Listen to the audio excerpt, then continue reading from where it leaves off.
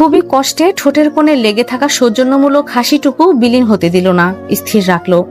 তার গায়ের রং অতিরিক্ত চাপা না হলেও ছোটবেলা থেকে প্রায়শই এই ব্যঙ্গাত্মক উক্তি তাকে শুনতে হয়েছে। তখন ক্ষণিকের জন্য মন খারাপ হলেও এতটা খারাপ লাগেনি যতটা না আজ লাগছে। তার মন খারাপের উৎস সে জানে না। হতাশাজড়িত নিঃশ্বাস ফেলে সে আর চোখে তাকালো নিজের শাশুড়ি নীলুফার দিকে। নীলুফার মুখ ছেয়ে আছে কাঠিন্য ভাব।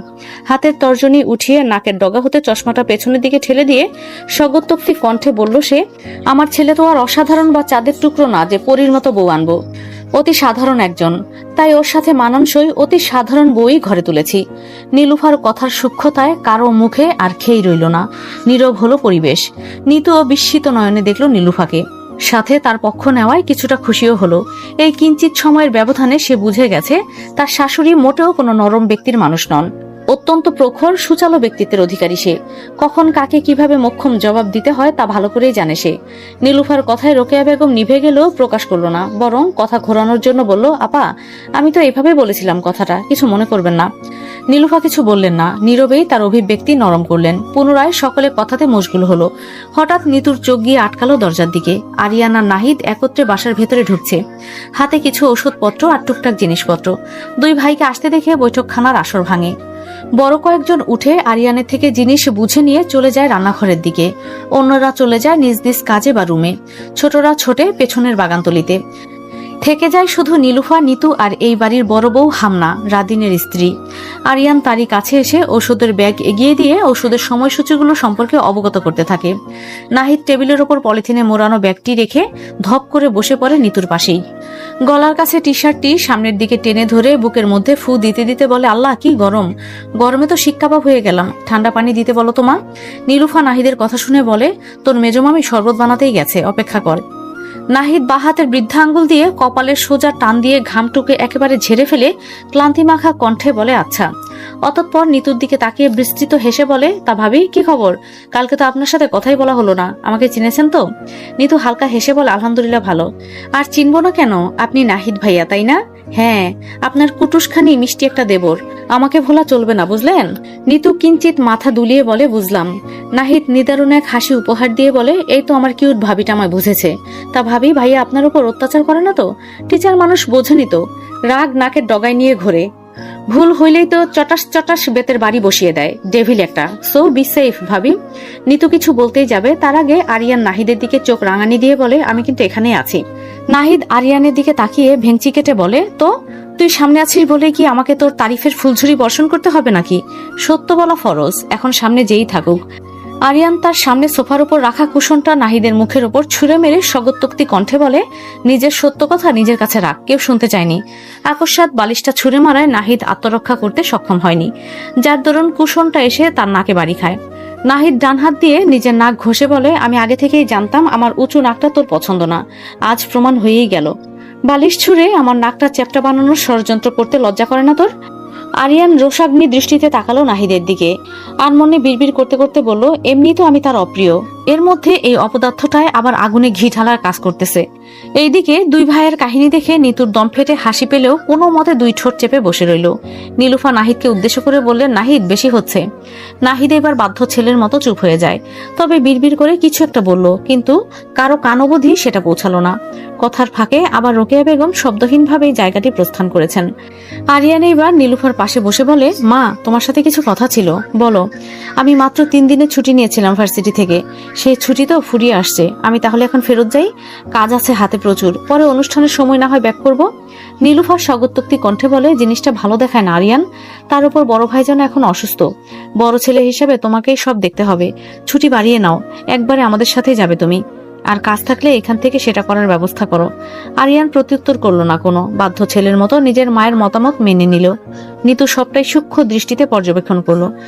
দুই ভাইয়ের মধ্যে তেমন মিল না থাকলেও একটা দিক বেশ মিল, দুজনই নিজ মায়ের ভীষণ বাধ্য এবং তাকে প্রচন্ড মান্য করে। ভালো লাগলো বিষয়টা নিতুর নিকট। আরিয়ান এবার নিজ জায়গা থেকে উঠে দাঁড়ালো, ঘামে অর্ধভেজা শরীর নিয়ে এগিয়ে গেল রুমের দিকে। ফ্রেশ হওয়া প্রয়োজন তার। আরিয়ান রুম থেকে প্রস্থান করতেই আলিয়া 2 গ্লাস ঠান্ডা শরবত নিয়ে হাজির হন। 1 গ্লাস নাহিদকে ধরিয়ে দিয়ে চারদিকে চোখ বুলান আরিয়ানের খোঁজে। নীলুফা তা দেখে বলেন, নিতু মা, আরিয়ানের জন্য শরবতটা ওর রুমে নিয়ে যাও। নিতু মাথা দুলিয়ে সম্মতি জানায়, তারপর গ্লাস ভর্তি লেবু শরবত নিয়ে রুমে আসতেই দেখতে পায় আরিয়ান কাপড় নিয়ে ওয়াশরুমের দিকে যাচ্ছে। তৎক্ষণাৎ সে বলে ওঠে শরবতটা খেয়ে ফ্রেশ হয়ে যান। আরিয়ান পেছন ঘুরে তাকায়, নিতুর হাতে গ্লাস দেখে সেদিকে এগিয়ে গিয়ে বলে, দাও। নিতু গ্লাসটা বাড়িয়ে দেয়। আরিয়ান এক চুমুকে অর্ধেক শরবতটুকু খেয়ে বাকিটা শরবত নিতুর দিকে এগিয়ে দেয়। নিতু মিয়ে যাওয়া কণ্ঠে বলে, আর খাবেন না? অর্ধেকটা খেলেন যে, বাকিটা তুমি খাবে। শান্ত কণ্ঠে বলল কথাটা আরিয়ান। অতঃপর নিতুকে কথা বলার সুযোগ না দিয়ে গ্লাসটা ওর দিকে বাড়িয়ে দেয় এবং নিজে চলে যায় ওয়াশরুমের দিকে। দরজার সামনে দাঁড়িয়ে পড়ে হঠাৎ আরিয়ান বলে ওঠে, এখন থেকে আমার সবকিছুতে তোমার সমান অধিকার আছে, তাই পরবর্তীতে আমি না বললেও নিজের অধিকার আদায় করে নেবে। কথাটা বলে আরিয়ান ওয়াশরুমে ঢুকে পড়ে আর নিতু হতবিহ্বল দৃষ্টিতে তাকিয়ে থাকে সেই পানে। অতঃপর ঘটনাক্রমে বুঝতে পেরে স্মিত হাসি ফুটে ওঠে অধর দুটির কোল জুড়ে। রাদিন সাহেব কিছুটা সুস্থ হতে বিয়ের ঢাকঢোল আবার বাজতে শুরু করলো। অনুষ্ঠানের দিন কাল পুনরায় নির্ধারিত হলো, যার দরুন সকাল থেকে সম্পূর্ণ ঘরময় ব্যস্ততার লাইন লেগেছে। পরের দিন মাহিনের হলুদ সন্ধ্যা, তারপর বিয়ে, বৌভাত। ব্যস্ততার যেন শেষ নেই। বাড়ির ছোট বড় সকলেই কিছু না কিছু করতে ব্যস্ত। ছোটরা খেলাধুলা করতে ব্যস্ত, তো বাড়ির বড় ছেলেরা অনুষ্ঠানের বাহ্যিক কাজে, মেয়েরা ব্যস্ত সাজগোজে আর রান্না নিয়ে। নিতুও যোগ দিয়েছে মেয়েদের দলেই। সারাদিন প্রায় নীলুফার সাথে রান্নাঘরে কাটিয়ে সন্ধ্যার দিকে একটি রুমের পাশ দিয়ে হেঁটে যাওয়ার সময় রাব্বি সাহেবের ছোট মেয়ে মিশমিকে দেখতে পেল নিতু। বিছানার এক কোণে চোখ মুখে আধার নামিয়ে বসে আছে সে।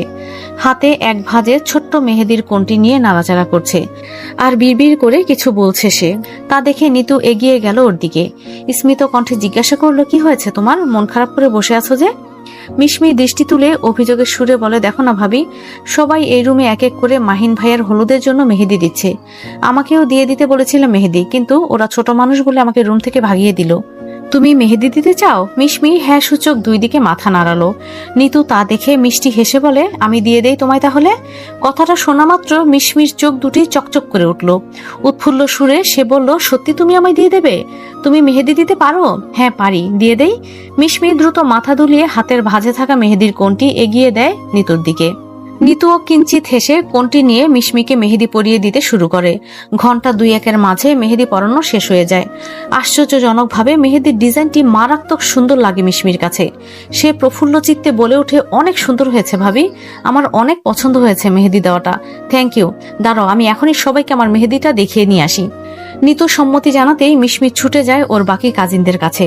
নিতু সব গুছিয়ে উঠতে যাবে, তখনই হুড়মুড়িয়ে মিশমির কাজিনরা রুমে ঢুকে পড়ে। সকলে একত্রে আবদার ধরে বসে মেহেদি দেওয়ার। তাদের নাকি নিতুর দেওয়া মেহেদি অসম্ভব রকমের পছন্দ হয়েছে। দিলে মেহেদি এখন তার কাছেই দেবে তারা। নিতু এবার বিপাকে। মনে মনে চারদিকে চোখ বুলাতেই দেখতে পেল মেয়েদের সংখ্যা 6 থেকে 7 জনের কম নয়। সকলের দৃষ্টির অগোচরেই শুকনো ঢোক গিলল সে। এতজনকে মেহেদি পরিয়ে দেওয়া কষ্টসাধ্য হলেও না করতে পারল না নিতু। রাজি হলো সকলের আবদারে। অতঃপর শুরু হলো তার রক্তিম আভায় হাত দুটি সজ্জিত করার কাজ। ঘন্টা পেরিয়ে গুটি কয়েক প্রহর লেগে গেল সকলের মেহেদি দিয়ে উঠতে উঠতে। হাত, ঘাড়, চোখ টনটন করছে এখন। তীক্ষ্ণ ব্যথার অনুভূতি হ্রাস করছে তাকে। নিতু আড়মোড়া ভেঙে কতক্ষণ হাত ঝাড়লো। তারপর এক পলক তাকালো ঘড়ির দিকে। রাত 11টার বেশি বাজে। মাঝে বিরতি নিয়ে রাতের খাবার এর মাঝে খেয়ে নিয়েছে সে। অন্যথায় এখন হয়তো খিদের জ্বালায় মরতে হতো তাকে।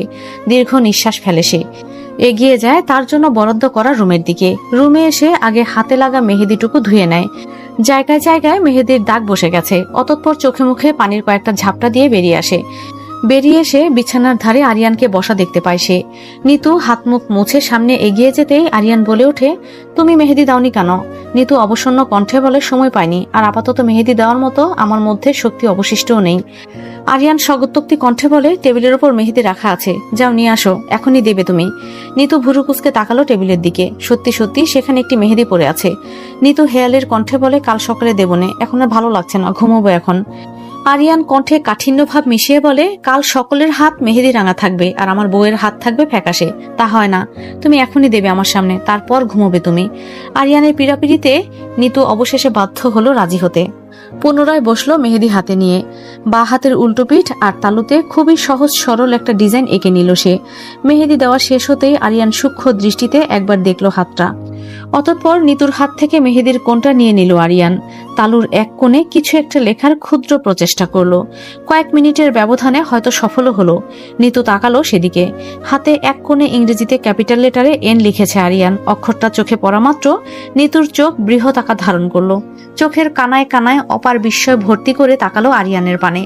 আরিয়ান তখন ঠোঁটের কোণে ছোট্ট হাসি ঝুলিয়ে বলে, নাও পারফেক্ট। নিতু এবার অবসন্ন কণ্ঠে বলে, ঘুমোই আমি এখন। আরিয়ান কিছুক্ষণ চুপ থেকে বলে, আমি মেহেদি পরাতে জানলে হয়তো তোমার কষ্টটা লাঘব পেত।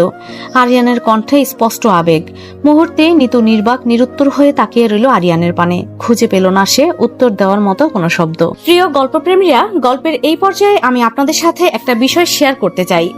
মায়ের সংসার গল্পটি অনেক আশা নিয়ে আপনাদের জন্য এনেছিলাম, কিন্তু সময়ের সাথে দেখলাম গল্পটি একদমই চলছে না। ভিউ একদম ডাউন, লাইকও কম। আমি জানি একটা গল্প আপনারা পড়ার পর যদি সেই গল্পটি আর না পান আপনাদের কষ্ট হয়, তবে গল্পটি আমি অন্য একজনের ভয়েসে কন্টিনিউ করব, দেখে নেবেন। সেই সাথে আমি আপনাদের জন্য নতুন একটা সুন্দর মার্জিত রোমান্টিক একটা গল্প আনতে চাচ্ছি। আপনাদের সাপোর্ট ভালোবাসা পেলে আমি গল্পটি রান করতে চাই। আপনারা আপনাদের মতামত কমেন্টে জানিয়ে দিন। ধন্যবাদ সবাইকে।